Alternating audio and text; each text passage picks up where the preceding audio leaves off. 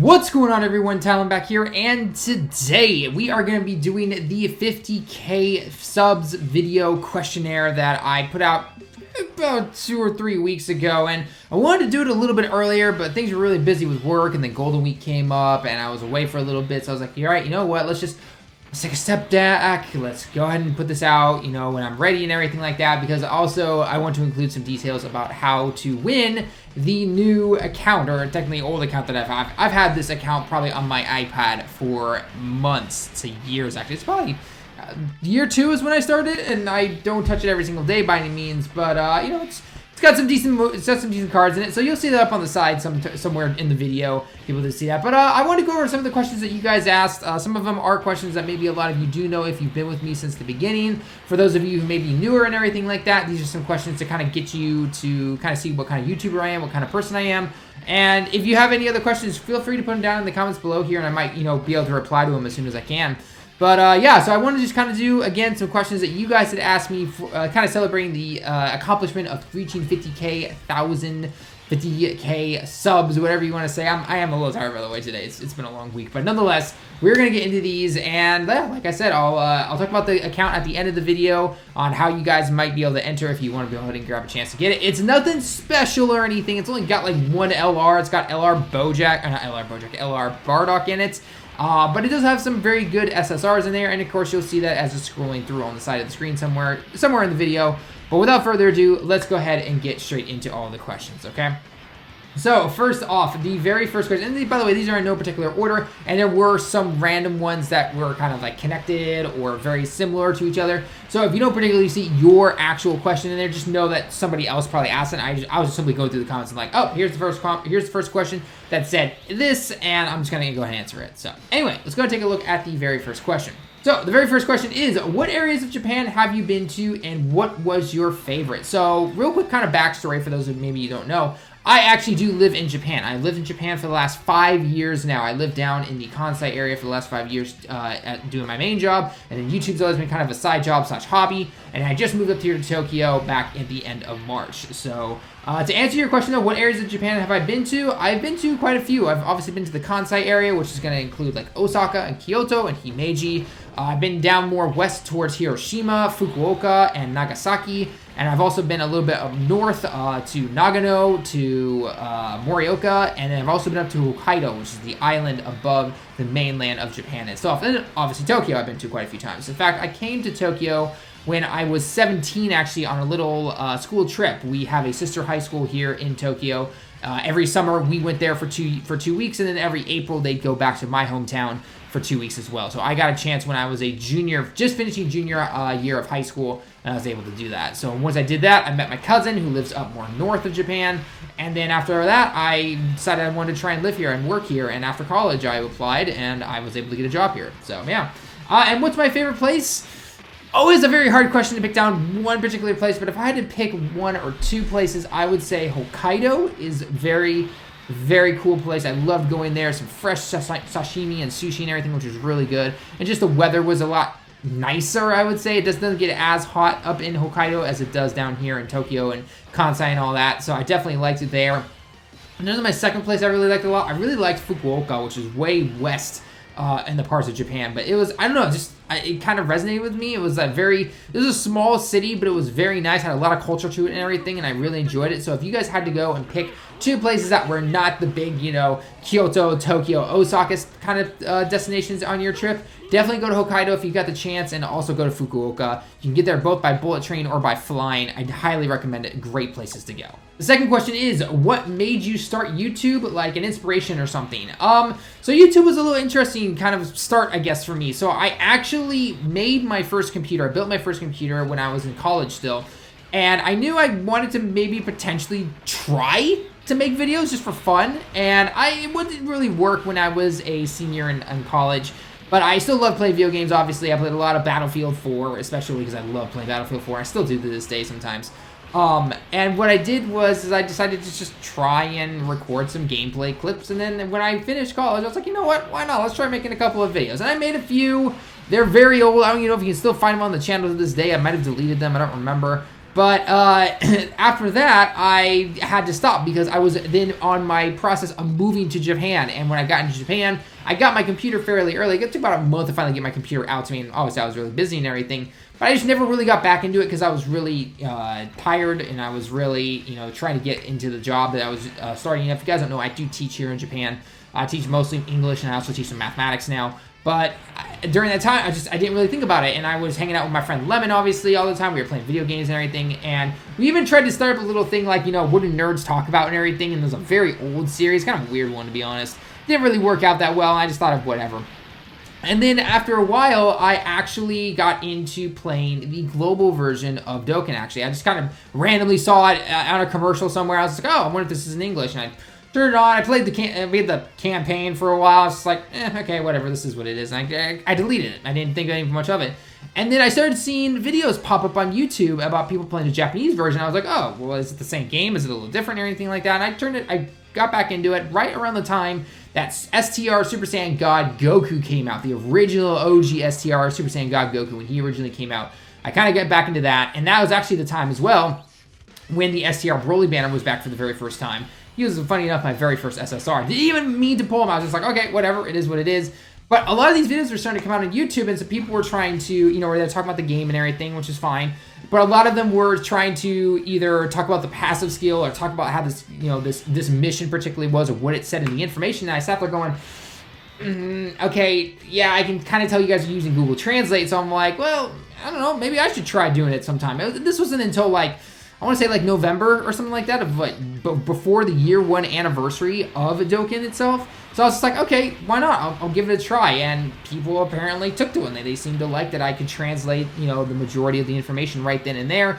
No problem. Help out with missions, getting your stones and everything like that. I was never one to be some huge summoner or anything. I mean, as you guys know, I have easily skipped banners. My big summon videos have really never been that big compared to a lot of other people, but overall, it was a lot of fun to make the videos, and the more I continued to do it, I actually really enjoyed learning how to use video editing software and getting back into that kind of thing. And it was honestly a lot of fun, and I wish I had more time to do it more and more. I kind of have that time now with my new job here in Tokyo, so that's why I'm really hoping to keep pushing this stuff, obviously been doing a lot more streaming now. By the way, if you're not following me over on Twitch, make sure you go ahead and follow over at twitch.tv/TallenV. And make sure you hit that follow button because I do stream a lot more these days. I know sometimes the times can be a little wonky, but especially on the weekends, I definitely like to stream, and obviously on the weekdays. So anyway, going back to just finishing up my YouTube little history, I guess. Just things have continued on. They've definitely been a roller coaster, whether it's because of the adpocalypse or people just not interested in my content or anything like that. I've continued to stick with it, and it's been a lot of fun overall. I've met a lot of cool people through the games. I've met D-Free, I've met Rhymestyle, I've met Nanogenics, I've met all of them, and it's really cool to talk to them outside of YouTube as well. It's kind of be like, hey, what's up, how's it going, or hey, what do you guys do for this game, or anything like that. So it's always really fun to talk with them, and I really do hope to try and do some more collab videos with them in the future if I can get the timing right. Again, it was really hard in the last couple of years, just based on where I was and what my job was doing and everything, so. But overall, that was just kind of my history when it came to YouTube and why I started it back up, and it kind of just took off. So, I mean, I'm not the fastest growing YouTuber by any means. I'm not professional or any, and I don't do this for a living, but I still find it to be very fun, and I hope to continue to do it in the future. Even if Dokkan does go away, I want to continue to do this, even if it maybe just turns into streaming or something. So, yeah, that kind of answers that, I hope. All right, so going on to the next question is, have I seen JoJo Bizarre Adventure? Yes, of course. I live here in Japan, so I've seen tons of different anime, read tons of different manga and everything, so it's definitely a good anime. There's lots of stuff I still have to catch up on. I more read manga though than watch the anime, so yes, I have seen it, but I do prefer to simply read the manga. I don't know, just personally for me in general, I prefer to read the manga, so of pretty much anything. All right, going on to the next question is, what is my favorite thing outside of Dragon Ball Z? All right, I guess it's Dragon Ball in general, and I would probably say just playing video games, to be honest. It's a lot of fun for me. It helps me de-stress a lot, honestly. It's just, it's one of my favorite things. I wouldn't say it's like the favorite thing I like to do in my life or something like that, but it is definitely one of the favorite things. Just to sit back, relax, play a game for a little bit, de-stress. It feels really good. But another one of my favorite things I love to do is just talk with my friends, just being with my friends and hanging out with them, doing things, whether it's grabbing lunch, grabbing dinner, grabbing a drink maybe, just talking over Discord or something like that is a lot of fun. And that honestly, it helps me just relax in the end, and it's just something that I will always treasure and I will always try to do for the rest of my life. And even spending time with my girlfriend, I love spending time with my girlfriend. It's always fun to be with her and go on trips and everything like that. Whether the good or the bad, it's always fun. So that's kind of just what I like to do outside of Dragon Ball Z, or my favorite thing outside Dragon Ball Z. All right, next question is kind of a long-winded question, but I've always wondered what your journey was like moving to Japan. How did you decide to move there? How exactly you moved there? What the steps you've taken? And then he goes into saying that he's considering doing it after university. So I touched on this a little bit in my little, when I first came to Japan and everything. But in terms of a step-by-step, I basically studied Japanese through high school and college, and then I ended up applying for what's called the JET program. Now, the JET program has two parts to it. There is a teaching aspect where you become a language teacher, or there is what's called a CIR, which basically allows you to be an office worker in the most simplest sense of the term, because essentially what you do is you are the bridge between the language teachers and the government/board of education and everything of whatever area you happen to be in. You've got to be basically fluent in Japanese for that one, though. You don't have to know Japanese for the language teacher one, but it does help. And you have to go through an interview. You've got to basically teach, and some schools it will be very simple, and a lot of people don't like it and they will leave after a year or two. But if you can get into either a good school, if you've got some good coworkers and everything and you're really passionate about it, it can actually be a very good experience for you. It does allow you to travel, which is really nice. And if you actually take the job seriously, which I hope more and more people do, because I've met a lot of people who don't take it seriously, if you can have the time to take it seriously, it can definitely help you kind of see what kind of person you want to be. Even if you don't want to be a teacher, but maybe you do really like Japan and you want to do something like translating or something, use that opportunity, learning from the kids Japanese itself, or learning just more about the culture through your class is really fun. So, but that's what I did. I went through the JET program and I taught for 5 years, and now I'm still teaching to this day. I still like it. I'm trying to look more for in the tech realm right now. I'm trying to look for maybe a little bit of programming or some kind of video editing job on top of that.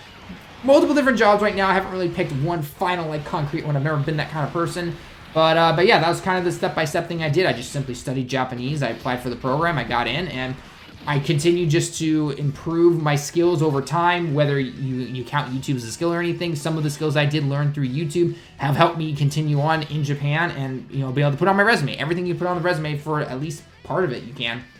And so that's kind of what I did. All right, so next question is, kind of a boring one, but what got you into Dragon Ball? By the way, that's the exact quote. It's not me saying the kind of a boring question. So it says, kind of a boring one, but what got you into Dragon Ball? For me, I was actually introduced to Dragon Ball from playing Dokkan Battle. Here's to 100K.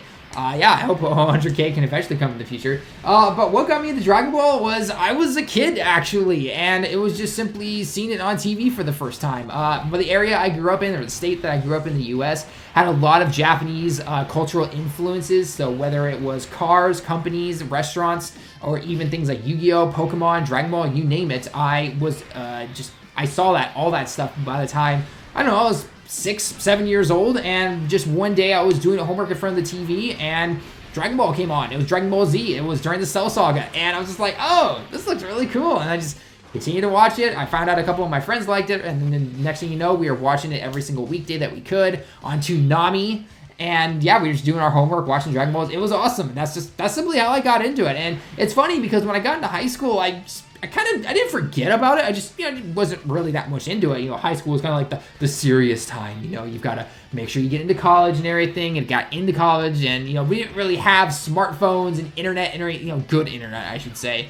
So things like YouTube were just kind of starting, and so I couldn't just go into YouTube and look up a clip of Dragon Ball that I knew for a while until I almost got into college, and then I was just like, oh yeah, I remember this, man, these are the days and everything like that. And if anyone knows me, you know that I actually preferred the English dub of Dragon Ball Z during the Buu Saga, when they I don't know if it's technically the remastered or anything like that in terms of the voice actors or something like that, but all that classic Dragon Ball music, again, in mostly the Buu Saga, but then when they kind of brought it back into the Cell Saga and everything, I loved all that music, and I personally feel like that is definitely better for me when it comes to watching Dragon Ball Z. But then with Super, I kind of went more of the sub route, or I guess technically the Japanese voices, I should say. But yeah, that's kind of how I got into Dragon Ball, and I've definitely stuck with it a lot. It's definitely had a big inspiration on me. I haven't, unfortunately, been to any events like Comic-Con or, Comic-Con or whatever that's called. I know I just butchered that name like no tomorrow. But nonetheless, it's been a lot of fun. And being here in Japan's pretty cool. I've definitely met a lot of people who are into Dragon Ball, and it's definitely been an experience, and I hope that, I never thought it would get me here to where it is today, but it's always really cool. It's not my, obviously my most #1 thing I like in my entire life, and that's the only thing I like, but it's definitely been cool, and I've enjoyed the experiences that it has given me. So the next question is actually a really interesting one, and I kind of had to think about it for a while. What is the one thing you miss about living in Japan opposed to the States, other than the obvious family and friends? So I think it meant to say, what is the thing I miss from the States, even though I live in Japan? But nonetheless, that's basically what the question is.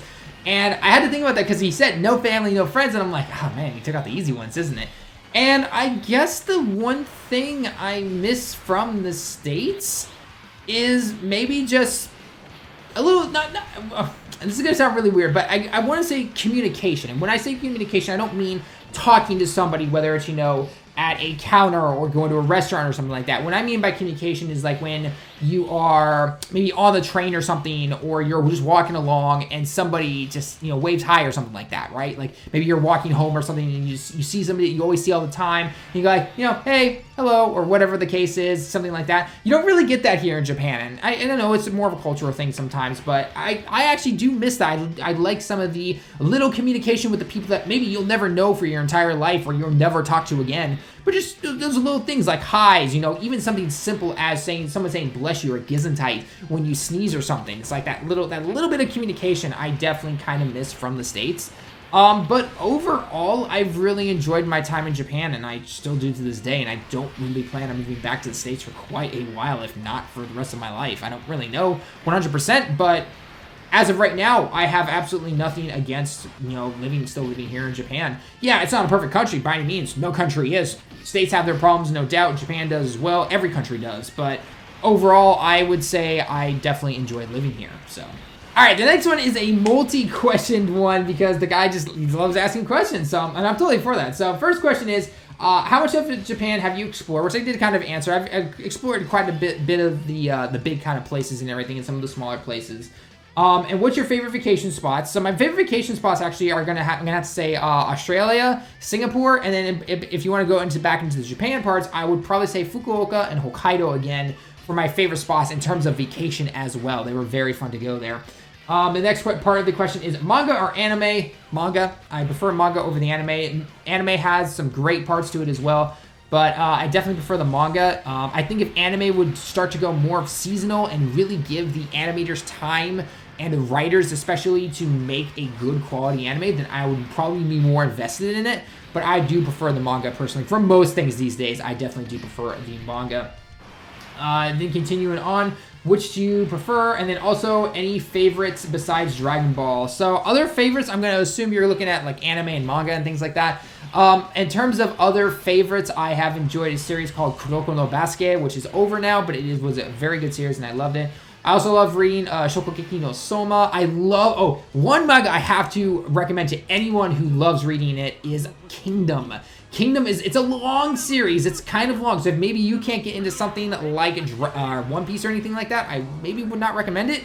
But Kingdom is an amazing manga, and I absolutely love it. You will not find the anime. They've only did like 2 seasons, and the manga has gone way past that. But the manga for Kingdom is, oh, I love it. Every week is just so much fun to read and everything like that. So if you guys got a chance, go read Kingdom. It's an awesome manga. That would definitely be one of my favorites besides Dragon Ball. This next question is definitely, it's a good question. I really liked it. And it says, what helps me to continue to make content? And again, that's a very good question because there have been times where I have felt like, why am I continuing to do this? Especially with something like the internet where you do have, especially with things like data downloads and everything where translations can be done before I even get off of work and I can go home and do them. For quite a while, there was this period of time, and it still happens sometimes, where a data download would come out and it would get translated already, and by the time I would get home to try and make the video and translate it, everyone's already kind of done it. And so it's like, well, I've already watched the news videos for this, and they always tell you, like, why should somebody watch your YouTube video over somebody else's? Kind of have that hook, right? And my hook has always been to use my Japanese skills to translate things directly for everybody. And when I can't do that, because obviously I know things like the internet make things go a lot faster, which I'm not blaming or anything and saying it's bad. That's just the way things have gone for the last couple of years. It has definitely at times been like, should I even do this? What's the point if you can just go to Google Translate or go to the Reddit or go to this or go to that, or somebody else did this, or it's like if 4 or 5 videos are already made on somebody's rough Google translations, who's going to watch my video, essentially, right? Because I am not perfect at Japanese. There are times where I've definitely made a couple of mistakes. So, but what has helped me continue to just, I guess, keep my, just continue to make content and just kind of inspire me is just the fun of it. Just making the video part itself. The recording can obviously, depending on what happens sometimes, if you hit a snag somewhere, you're just like, I got to record this 20-minute video again or something like that. That can definitely take its toll sometimes. But I've always enjoyed, again, learning new kind of tricks and tabs of the business, essentially, learning how to do different things. And streaming has been a lot of fun. And I think by doing streaming, but doing different games and different materials and everything like that, it has been a lot of fun to...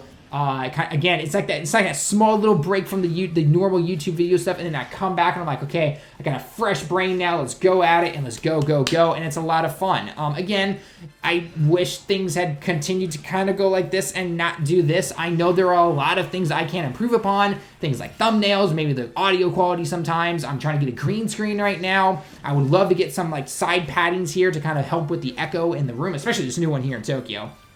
It'd be a lot of fun to be able to get that more.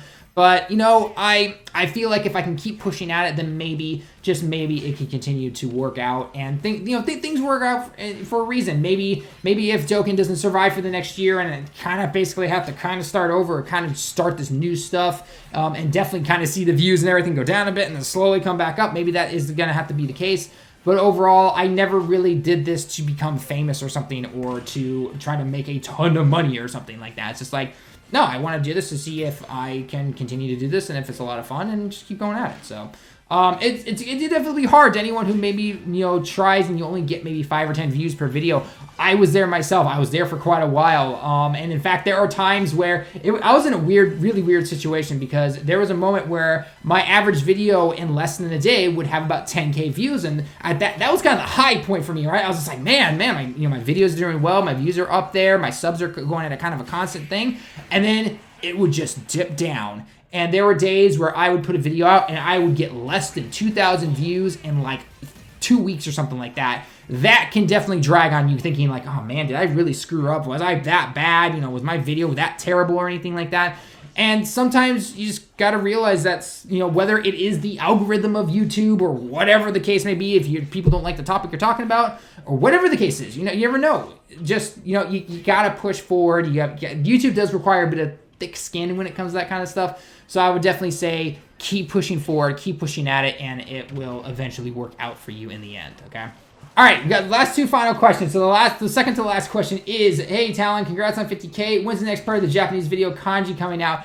I have that recorded. I'm just trying to edit it real quick, and then I swear it will be out within the next week or so, okay? If you guys don't know what I'm talking about, I'm actually doing, I've been doing this very small, not very consistent, but very small, learning Japanese kanji and how to read certain things related to Dokkan, but also being able to be applied to real life in general. So again, that video will be out here very soon. And the final, set of questions, there's 2 of them technically, but the main last question is, what type of games would you consider streaming on Twitch? How old are you, and what did you do, and when did you move to Japan? So I'll answer the second question really quickly, in case I didn't particularly say, but I moved to Japan when I was 24, right as I graduated college.